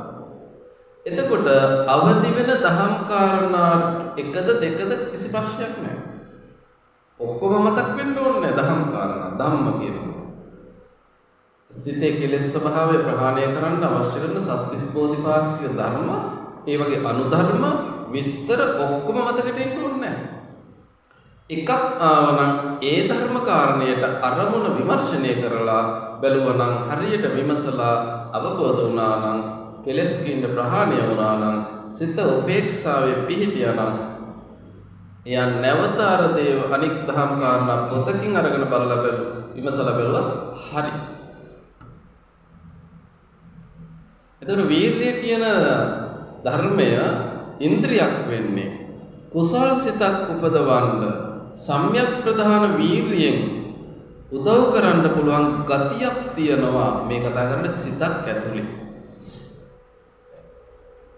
අන්නේ ගතියට ඒ උදව් කරන්න පුළුවන් ශක්ති ස්වභාවයට කියන ඉන්ද්‍රිය කියලා. ඒකට වීර්ය ඉන්ද්‍රිය කියනකොට ඒ අවස්ථාවට ඉන්ද්‍රිය කියන වචනේ යොදනකොට එහි අර්ථය ධර්මය ඒ ආකාරයෙන් තමයි තේරුම් ගන්න.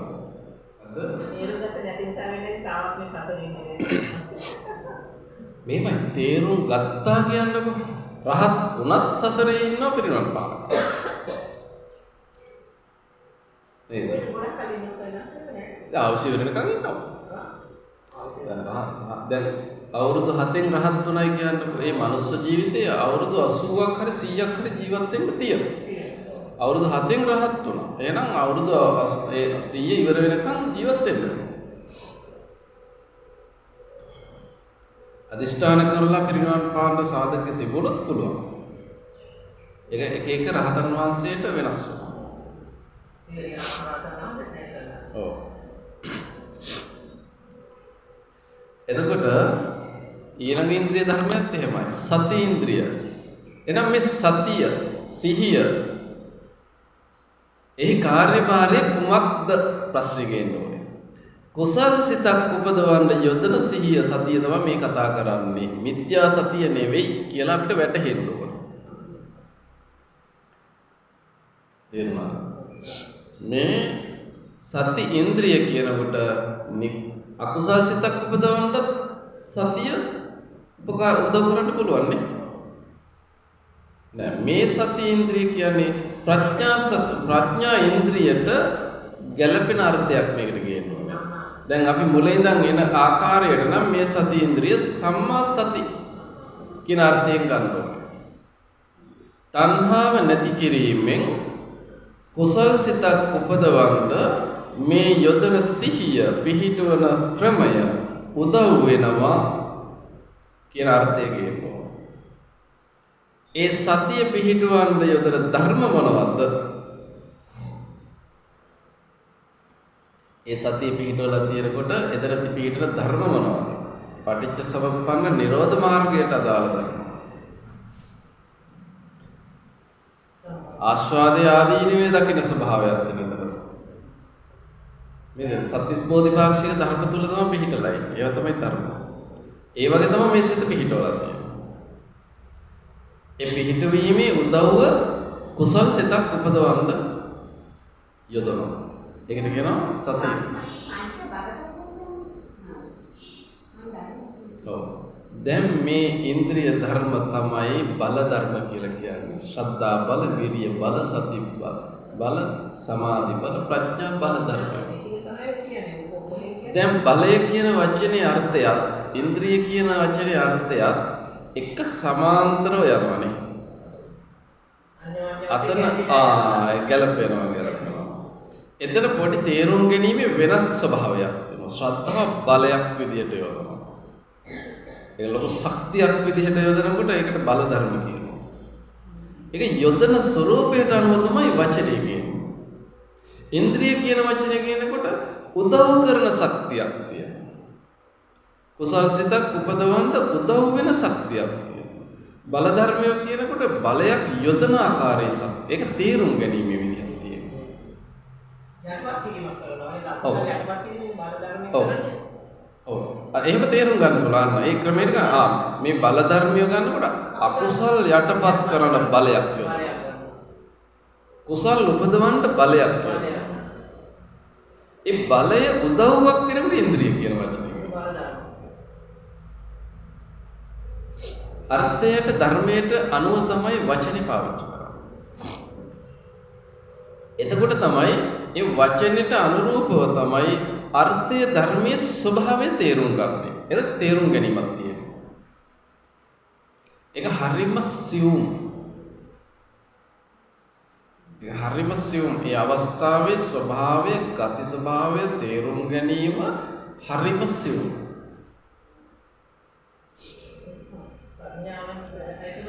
ඒ සියුම් ස්වභාවය හරියට වෙන් කරලා තේරුම් ගන්න පුළුවන් නම් එතන හොඳ ප්‍රඥාවක් හසුරවන්න යට පුළුවන්.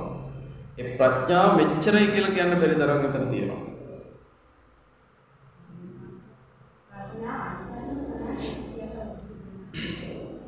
ඔව්. මේ අභිධර්මයේ ගැඹුරු ධර්මයේ. ඔව්. බුදුරජාණන් වහන්සේගේ ධර්මය සහැල්ලු ධර්මය කියලා නැහැ. අභිධර්මයම තමයි. අභිධර්මයෙන් තොර ධර්මයක් බුදුහාඳුරුවන්ගේ දේශනාව වෙන්නේ නැහැ. අභිධර්මයේ නෙවෙයි නම් ජාතක කතා තමයි. සූත්‍ර නම් අභිධර්මයේම තමයි. සූත්‍රවල කොටස් තමයි සංක්ෂිප්ත කරලා වෙන් කරලා ගන්නකොට අභිධර්මය කියලා තියෙන්නේ. සූත්‍ර විදිහට ඒක සහැල්ලු ධර්මයක් විදිහට දේශනා කරන්නයි දන්නවද? සූත්‍ර දේශනාවල තියෙනවා නිදාන කතා. ලොකු විස්තරයක් එක්ක තියෙනවා. දීඝනිකාය, මජ්ක්‍ධිම නිකාය, සංයුත්ත නිකාය නිදාන කතාව ලොකුවට නෑ. පේලියකින් දෙකකින් වගේ සමහර වෙලාවට තියෙනවා. සමහර වෙලාවට ඒක නෑ. එතකොට භික්ෂුන් වහන්සේලා සූත්‍ර දේශනාවක් ගත්තාම නිදාන කතාව විනාඩි 40ක් කියලා එහි අභිධර්ම කොටස විනාඩි 10ක් කියලා ඉවර කරනවා. එතකොට කියනවා ඒක අභිධර්ම දේශනාවක් නෙවෙයි කියලා. ඒකේ තියෙන්නේ අභිධර්මය තමයි. නමුත් අභිධර්ම කොටස වැඩිපුර වෙලා විස්තර කරලා නැති එක තමයි වෙනස. අතුකොලපතු වල අලංකාරය ගැන කතා කරලා තියෙනවා. බුදුහාමුදුරුවෝ ඒ වෙලාවේ හරි දර්ශනීය විදිහට වැඩම කළා. මහා සංඝරත්නය මේ විදිහට වැඩ සිටියා. නිදාන කතාව යවුවා බුදුහාමුදුරුවෝ දේශනා කරනවා. ඔව් බුදුහාමුදුරුවෝ නිදාන කතාව දේශනා කරේ නෑනේ. ආනන්ද හාමුදුරුවෝ නේද විස්තරය කිව්වේ. ඒක තමයි නිදාන කතාව. නිදාන කතාව කියන්නේ සූත්‍ර දේශනාවස්සේ දේශනා කරද්දී එතන තිබ්බ වටපිටාව සැකසුන විදිය. ඒක සාක්ෂියක් විදිහට තමයි ආනන්ද හඳුරෝ විස්තර කරන්නේ. අනික භික්ෂුන් නම කියන්නේ ප්‍රථම ධර්ම සංගායනාවේදීනේ විස්තර කරන්නේ. එතකොට ඒක සාක්ෂියක්. අනික රාතන් වහන්සේලාට සාක්ෂියක්. ඔව්. ඒ අවස්ථාවේ එහෙම දෙයක් වුණා. ඒ අවස්ථාවේ තමයි ඔය කියන දේශනාව සිද්ධ වුණේ කියලා අනික රාතන් වහන්සේලාට මතකයේ අඩුයිනේ. 500ක් රාතන් වහන්සේලා නේද? ඔව්. එතකොට අනික රාතන් වහන්සේලාට මේක ප්‍රත්‍යක්ෂ කරගන්න තමයි අර නිදාන කතාව ආනන්ද හඳුරෝ විස්තර කරන්නේ. එතකොට තමයි ඒ දේශනාව එතන තමයි සිද්ධ වුණේ කියලා ඒක තහවුරු වෙනවා. එහෙම කරපු එක තමයි මේ දෙක කියන්නේ. ඒක වැරදි නෑ. නමුත් අර්ථය ධර්මය නිරුක්තිය ප්‍රතිපහාරය එතන නෑ. ඒක අහගෙන ඉන්න හරි සරලයි. ඒක අහලා හිතනවා ඒක අභිධර්මයේ නෙමෙයි ඒක ධර්මයේ. ඒක ධර්මයක් තමයි. ඔව් ඒක ධර්මයක් තමයි. ඒ කොටසෙන් අපේ කෙලෙස් කින්න නිවෙන්නේ. ඒ මොහොතේ ආස්වාදයට තණ්හාවෙන්. අයි හරි රසවත් කතාව. බුදුහාමුදුරුවෝ ගැන අහන කතාව. ඒ නිසා පිං සිද්ධ වෙනවා. ප්‍රඥාව උපදවන්න බෑ.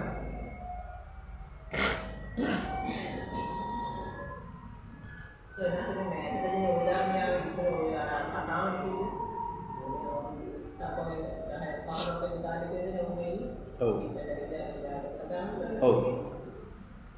එතකොට දැන් බලන්න මේ තාම පටන් ගත්තා විතරයි කතාව. පේලි පහනායක සූත්‍ර දේශනාව තාම පටන් ගත්ත තරමයි ඉන්නේ. දැන් සමාධීන්ද්‍රිය සමාධි. දැන් මේ පිළිවෙලට යනකොට සත්‍තිස් බෝධිපාක්ෂික ධර්ම එක පිළිවෙලට ගැලපිලා ඒකාග්‍රතාවෙදී යනවා. එය උදව්වක් වෙනවා කුසල සිතක් උපදවන්න. ඒ ගති ස්වභාවයට කියනවා සමාධි ඉන්ද්‍රිය. ඒක තේරුම් ගන්න ඕනේ. ඒක කතා කරන්න පුළුවන් කියලා. අර ක්‍රමයට මේක තේරුම් ගන්න ඕනේ. දැන් ප්‍රඥා ඉන්ද්‍රිය ප්‍රඥාව උපදවන ගතිය දැන් ක්‍රියාත්මක වෙනවනේ. ප්‍රඥාව කියන්නේ අලෝභය, අදේශය, අමෝහය සම්පූර්ණ කිරීමට උදව් වෙන ගතියක් ඒකේ තියෙනවා. එතනින් කුසල් සිතක් සම්පූර්ණ වෙනවා. ඒ නිසා ප්‍රඥා ඉන්ද්‍රිය කියන වචනේ අර්ථය ධර්මය අපි එහෙම තේරුම් ගන්නවා. ඔය ධර්ම විනිශ්චයට අනුව පංචේන්ද්‍රිය, පංච බල අර්ථ ධම්ම නිරුක්ති වශයෙන් තේරුම් ගත්තොත් පටිච්ච සමුප්පන්න බැඳීම් වලින් නිදහස් වෙනවා. පංචේන්ද්‍රිය කිව්වත් පංච බල කිව්වත් ඒක යොදන ස්වરૂපයට අනුව තමයි එතන අර්ථය ඊටස්සෙවම වෙන් කරගන්නේ. ඊළඟට පසින්දුරන්ගේ ආස්වාදයත් ආදීනවයත් නිස්සරණයත් අකුසේ දැන උපාදාන රහිතව මිදුනේ වේද කියනකොට කොහොමද ඒක තේරුම් ගන්න? පසින්දුරන්ගේ පංචන්තං ඉන්ද්‍රියානි කියලා දෙන එතන ඍජුවම අපි වෙන් කරලා ගන්න ඕනේ ඇස කන නාසය දිව ශරීරය. පසින්දුරන්ගේ ඇයි එහෙම වෙන්නේ? ඇයි නාමස්කන්ධය තුලනේ ආස්වාදෙ උපදින්නේ? උදව්කාරය නිසා නේද? ඔව්. උදව්කාරය නිසා නේ තමයි. උදව්කාරය. අපේ භාෂාවෙන් කියන උදව්කාරය. ඇස කන නාසය දිව ශරීරය කියන්නේ ආස්වාදයක් ඕනෑම ආස්වාදයක් උපදවන්න උදව් කරන ඒවා උදව්කාරය. එතකොට එතන අපි අර්ථ ධර්ම කාරණා හැටියට යොදන්න ඕනේ ඇස කන නාසය මේ ධර්ම තමයි එතෙන්ට ගන්න ඕනේ ගලපා ගන්න ඕනේ. ඒ මේ වාක්‍යයේ අර්ථ ධම්ම නිරුක්ති පටිභාණයට තේරුම් ගැනීම උදෙසා. එතකොට ආස්වාදයේ උපදවන්නේ සිතේ තමයි. එතකොට පසින්දුරන්ගේ ආස්වාදයන් කියනකොට ඇස මුල් වෙලා ඇසේ උදව්වෙන් සිත උපදවන්න ගොඩනගන්නා වූ චෛතසික තුල තමයි මේ ආස්වාදය උපදින්නේ. එතකොට මේ ආස්වාදය තණ්හාවෙන් බැඳුන එකක්ද නොබැඳුන එකක්ද කියන එක අදාළ නැහැ. ඇස උදව් වෙනවා ආස්වාදයක් උපදවන්න. විඳින්න පුළුවන් ඒ සංකල්පයක් උපදවන්න ඇසේ උදව්වක් තියෙනවා. අර රූපය සම්බන්ධ කරන්න. කනේ උදව්වක් තියෙනවා. ශබ්දය සම්බන්ධ කරන්න. නාසයේ උදව්වක් තියෙනවා. ගන්ධය සම්බන්ධ කරන්න. ඒ තුලින් ආස්වාදයක් උපදවන්න පුළුවන්. එහෙම ගතියක් උදව්වක් කරන්න පුළුවන් ගතියක් ආයතනෙ තියෙනවා. එතකොට අන්න ඒ නිසා කියනවා පසින්දුරන්ගේ ආස්වාදයක් කියනකොට ඔන්න ඔය සීමාව අපි වෙන් කරලා තේරුම් ගන්න. එතකොට දැන් ශ්‍රද්ධා ඉන්ද්‍රිය, සති ඉන්ද්‍රිය, සමාධි විරිය ඉන්ද්‍රිය, ශ්‍රද්ධා ඉන්ද්‍රිය, විරිය ඉන්ද්‍රිය, සති ඉන්ද්‍රිය, සමාධි ප්‍රඥා ඉන්ද්‍රිය.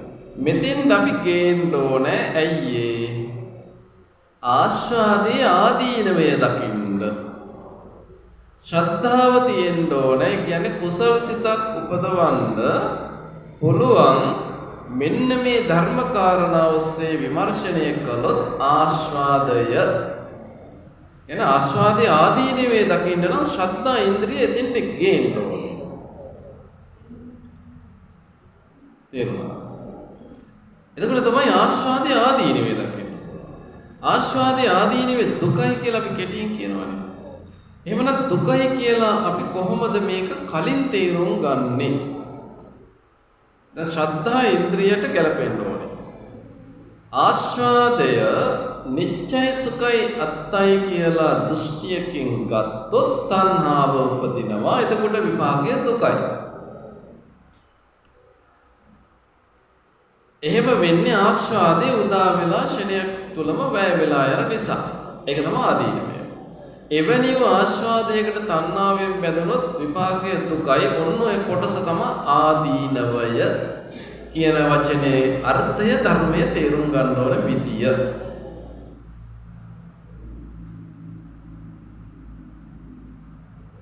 තේරුණා? ආස්වාදයේ ඉපදෙනවා. ආස්වාදයේ උපදවන්න උදව් වෙනවා ඇස, කන, නාසය, දිව, ශරීරය. ඒ උදව්වෙන් ආස්වාදයේ උපදින්නේ වේදනා ස්කන්ධේ. පස්සපච්චය වේදනා. වේදනා ස්කන්ධය තුල තමයි ආස්වාදයේ නැවත සංකල්පය ගොඩ නැගෙන්නේ. එය කුසල සිතක් බවට පරිවර්තනය කරගන්න නම් ආස්වාදයේ අනිච්ච දුක්ඛ අනාත්ම විමර්ශනයකට එන්න ඕනේ. එතකොට ආස්වාදයේ කෙරෙහි තණ්හාව නූපදවන්න ඕනේ.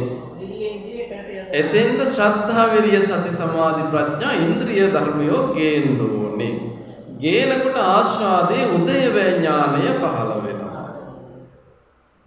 එතකොට ලෝභගින්න, දේශගින්න, මෝහගින්න නිවන පැත්තට හිත හැරිලා හිත හසුරවනවා. ඒකට කියනවා නිස්සරණය කියලා. ඒ මාර්ගය ඔස්සේ නිස්සරණයට සිත හරවගත්තට පස්සේ පටිච්ච සමුප්පන්න බැඳීම් වලින් නිදහස් වෙනවා. හිත කුසල සිත උපදිනකොට ආදීනවය දැක්කා, නිස්සරණයට ආවා. උපාදාන රහිතව පටිච්ච සමුප්පන්න ධර්ම වලින් මිදුනේ වේද කියන තරට කරලා. උපාදානෙ දැන් බලන්න පසින්දුරන්ගේ ආස්වාදය, ආදීනවය, නිස්සරණය තතුසේ දැන උපාදාන රහිතව මිදුනේ වේද. මොන වගේද මිදුනේ? පටිච්ච සමුප්පන්න මාර්ගයෙන් මිදුනේ. අවිද්‍යා, තණ්හා, උපාදාන වලින් මිදුනේ. ගැලපෙනව නේද? එතකොට බලන්න මුල් ධර්ම මේ වාක්‍යයේ මුල මැද අගට යොදලා තේරුම් ගන්න විදිය. ඒ හැම තැනකම එකට එකක් ගැලපෙන විදිය. ගැලපෙන හැම තැනකම අර්ථයේ ධර්මයේ නිරුක්තිය පටිපාණයට එන විදිය.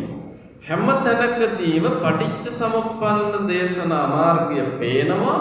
එය නිදහස් වෙන ක්‍රමය පේනවා. නිදහස් වූ බව පේනවා. ඔව්. ඒ හැම තැනකදීම සම්මා දිට්ඨිය, සම්මා සංකප්පය, සම්මා වාචා, සම්මා කම්මන්ත, සම්මා ආජීව, සම්මා වායාම, සම්මා සති, සම්මා සමාධි වැඩෙන ආකාරය මනසට ගෝචර වෙනවා. එය මනසට පැහැදිලිව පේන්න ගන්නවා. එතකොට විඥා උදපාදි, ආලෝකෝ උදපාදි කියලා කියනවා. දැන් ගැලපෙනවනේ? දැන් බලන්න බුදුහාමුදුරන්ගේ දර්ශනය හරියට ගත්තාම ඒකේ හැම තැනක්ම හරිම ප්‍රණීතයි. හරිම රසවත්. ඒකේ අර්ථය කියලා ඉවර කරන්න බෑ. ඒ තරම් මනස ගැඹුරකට බැහැගෙන යනවා.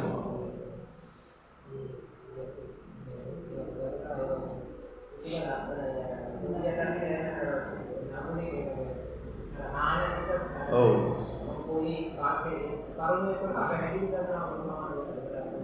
එතකොට ඒ කරුණු මෙච්චර ගැඹුරට මනස හසුරුවමින් යනකොට ඇඟ පිළිපොළ යනවා. බුදුරජාණන් වහන්සේ තනියම කොහොමද මේක හොයාගත්තේ? මේක තේරුම් ගත්තේ නේද? එතකොට බුදුරජාණන් වහන්සේගේ ප්‍රඥාව අපිට හිතන්නවත් බෑනේ. අපි මේ බොහොම පොඩි තැනක් අල්ලගෙන මේ තේරුම් අරගෙන මේ උත්සාහ කරන මේක තාම යන්නේ. එතකොට බුදුරජාණන් සම්මා සම්බුදුරජාණන් වහන්සේ නමක්ගේ ඥාණය අපිට හිතන්නවත් බෑ. ඒ තරම් ගැඹුරුයි. ඔව්. වචනයක් වට කියනකොට ආයි සමාධියට සමවැදිට ආයි කුපිරක් පිට බලනවා ඊට වචන පිට කරන්නේ ඉස්සෙල්ලා. එතකොට උද්දටිචඤ්ඤ විප්පටිචඤ්ඤ කියන කෙනෙක්ගේ කොච්චර ඥානයක් තියෙන්න ඕනද? එක වචනයක් ඇහෙනකොට මෙච්චර ගැඹුරකට ධර්ම විනිශ්චයකට යන්න. එක වාක්‍යයක් ඇහෙනකොට ධර්ම විනිශ්චයකට යන්න. දැන් මේ සූත්‍ර දේශනාව ගත්තාම එක වාක්‍යයක් සංක්ෂිප්තව ලියලා තියෙන පොතේ. ඒ වාක්‍ය දිහා බලලා ඇස් දෙක පියාගෙන මෙච්චර ගැඹුරකට අපිට යන්න පුළුවන් නම් කොච්චර සතුටු හිතෙනවද? නිහතමානීව නේද? අපිට එහෙම යන්න පුළුවන් තැනකට අපි එන්න ඕනේ. එක බණපදයක් එක වාක්‍යයක් අපි බලලා ඒක හිතට අරගෙන ඒ ඔස්සේ ගැඹුරු දර්ශනය අවදි කරගන්න තරම් මනස හසුරවාගෙන යන්න පුළුවන් තැනකට අපි එන්න ඕනේ. ඒ ටික තේරුණා නේද? ඊළඟට තමයි ෂයෝ ආශ්‍රව ඇති බඹසර ඇති කල බහා තැබු බර ඇති. වචනපද දෙකක් තුනක් තියෙනවා තව. ක්ෂයෝ ආශ්‍රව. එතකොට අපි බලන්න ඕනේ මේ පිළිවෙලට එනකොට ක්ෂය වෙන බැහැර වෙන ආශ්‍රව මොනවද? ඒවා ලියලා නැහැ මේකේ. ක්ෂයෝ ආශ්‍රව මොනවද? කාමාශ්‍රව, භවආශ්‍රව, දිඨාශ්‍රව, අවිජ්ජාශ්‍රව. මේ ආශ්‍රව ධර්මය තමයි මේ ප්‍රහාණය වෙලා තියෙන්නේ. එතකොට ක්ෂයෝ ආශ්‍රව ඇති මේ ආශ්‍රව මේ පිළිවෙලට ප්‍රහාණය වුණොත් බඹසර බ්‍රහ්මචාරීව වාසය කරනවා. තපෝච බ්‍රහ්මචාරියං කියලා මංගල සූත්‍ර දේශනා වෙනවානේ. අන්නේ බ්‍රහ්මචාරී කියන වචනේ තමයි තියෙන්නේ. ක්ෂයෝ ආශ්‍රව ඇති බඹසර ඇති කල. එතකොට තපෝච බ්‍රහ්මචාරියං කියන වාක්‍යෙට මේ කාරණේ අර්ථය ධර්මය හරියටම ගැලපෙනවා. කොහොමද ගැලපෙන්නේ? මංගල සූත්‍රයේ වචන පද මෙතන නැහැ. නමුත් අර්ථ ධර්ම තියෙනවා. තපෝච බ්‍රහ්මචාරියං. එවනම් තපෝච කියන වචනේ අර්ථය මොකද්ද? ධර්ම මොනවද? ඉන්ද්‍රිය සංවරය. කොහොමද සංවර වුනේ? මෙච්චර වෙලා මේ කියපු විදිහට. එතකොට මංගල සූත්‍ර දේශනාවේ තපෝච කියන වචනේ අර්ථය ධර්මය තේරුම් අරගෙන ඉවර වෙනකොටම තපෝච බ්‍රහ්මචර්යය බ්‍රහ්මචාරීව හැසිරෙන කෙනෙක්. යා තපෝච කියන ගුණය සම්පූර්ණ කරේ නිකන් නෙවෙයි. ඉන්ද්‍රිය සංවරය නිකන් නෙමෙයි සිද්ධ කරේ. හොඳ ධර්ම විනිශ්චයකින්. තේරුණාද? එතකොට මංගල සූත්‍ර දේශනාවේ මැද භාගයේ තමයි තියෙන්නේ තපෝච බ්‍රහ්මචර්යං ආර්ය සත්‍යාන දස්සන. නිබ්බාන සත්‍ය කිරියා චේතම් මංගලම්. මේ වචන පද දෙක තුන ඇතුලේ rahat වෙන්න පුළුවන්. ඉතින් මේ ලෞකික ධර්මයක්ද කියලා තියෙන්නේ. මේ වචන දෙක තුන ඇතුලේ මුළු ධර්ම ස්කන්ධයම තියෙනවා. තපෝච සියලු ඉන්ද්‍රියන් සංවරය නිකන් නෙමෙයි. ධර්ම විනිශ්චයකින් සමේ චතුරාර්ය සත්‍ය ධර්මයේ මේතර තියෙන්න ඕනේ. එයා තමයි බ්‍රහ්මචාරියංච බ්‍රහ්මචාරී කෙනෙක් වෙන්නේ. එයා ළඟ තමයි ආර්ය සත්‍යාන දස්සන. අන්න මුලට ඒක ගලපෙනවා. ආර්ය සත්‍ය දර්ශනය අවබෝධ කරන්නේ එතකොට. ඒ අවබෝධ කරපු කෙනයි බ්‍රහ්මචාරී වෙන්නේ. බ්‍රහ්මචාරී වීම උදෙසයි තපෝච ඉන්ද්‍රිය සංවරය කලේ චතුරාර්ය සත්‍ය අවබෝධයෙන්. මේ වචන තුනේ කොහෙන් ගත්තත් එකට තියෙනවා. ඊළඟට බලන්න. මුලට දැම්මත් අගට දැම්මත් එකයි. නිබ්බාන සත්‍ය කිරියාව. අන්න නිවන පසක් කරන්න එතකොට. දැන් මේ ගාථාව ඇතුලේ රහත් වෙන්න. ඔව්. ඊට පස්සේ ගාථා ටික අහන්න ඕනෙත් නෑ රහත් වෙන්න. අහනකොට අර්ථ ධම්ම නිරුක්ති පරිබාන වලින් අහන්න ඕනේ. ශ්‍රාවකයා ශ්‍රවණය කරන්න ඕනේ විමර්ශනශීලීව. අන්න එතකොට ක්ෂය වූ ආශ්‍රව තපෝ ගුණය වඩනකොට ධර්ම බ්‍රහ්මචාරී වෙනකොට ක්ෂය වූ ආශ්‍රව කාමාශ්‍රව භවආශ්‍රව දිට්ඨාශ්‍රව අවිජ්ජාශ්‍රව ක්ෂය වෙලා බහැර වෙලා ෂේ වෙනවනේ ඉතින් දැන් අපි උනත් අහනකොට මේ වෙලාවේ ෂේ වෙනවා. සිතිවිලි අපේ ඔව්. ෂේ වෙනවා. ඔව්.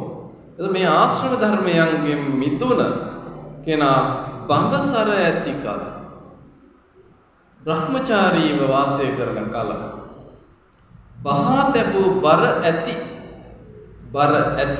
මොනවද බහා තැබූ පැත්තකින් තියපු මොනවද එතකොට බර කෙලෙස් බර කාමාශ්‍රව භවආශ්‍රව දිට්ඨාශ්‍රව අවිජ්ජාශ්‍රව තමයි බරට තිබ්බේ.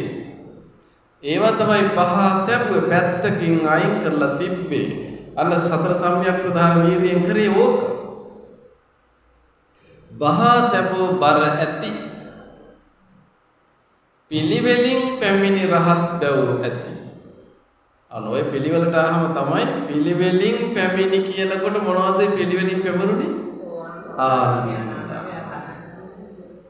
සෝවාන් මාර්ගයේ ඵලය, සකෘදාගාමි මාර්ගයේ ඵලය, අනාගාමි මාර්ගයේ ඵලය, රහත් මාර්ගයේ ඵලය. නිකන් නෙවෙයි පිළිවෙලින් පැමිණි රහත් බව ඇති. කොහොමද ගල්පන විදිය සූත්‍ර දේශනාව. ඊළඟට ක්ෂය වූ භව සංයෝජන ඇති. දැන් මේ රහතන් වහන්සේ ළඟ ගැන කතා කරන්නේ.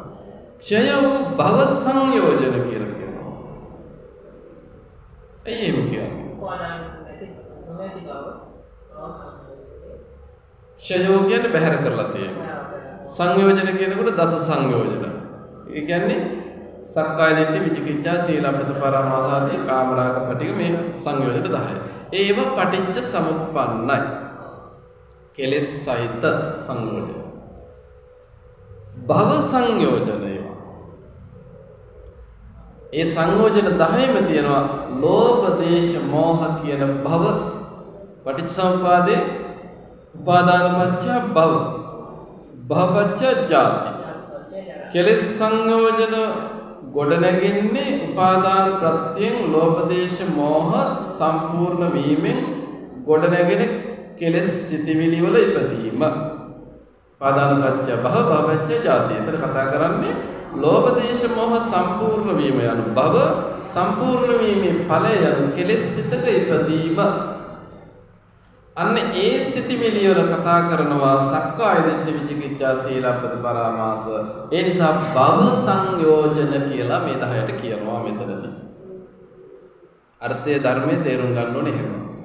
එතකොට ක්ෂය වුණා භව සංයෝජන නම් මේ සංයෝජන 10 පටිච්ච සමුප්පන්න මාර්ගයට අනුකූල වූ ගමන් මගක කොට නැගෙන සංයෝජන 10 ඒවා තමයි ක්ෂය වූ අයින් කරලා තියෙන්නේ.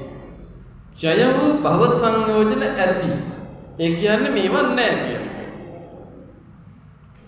මනවින් දැන මිදුන රහතයි කියනු ලැබේ. මනවින් දැන මිදුන. නිවැරදිව සම්මා දිට්ඨියෙන් දැකලා සම්මා සංකප්පයෙන් විමර්ශනය කළා හරියටම දැනගෙන තමයි මේ භව සංයෝජන වලින් මිදුනේ රහතන් වහන්සේ. පින්නතුනි ධර්ම දේශනාව අවසానයි. හොඳයි හැමදෙනාම දෙවියන්ට පින් දෙන්න සාදු කියන්න.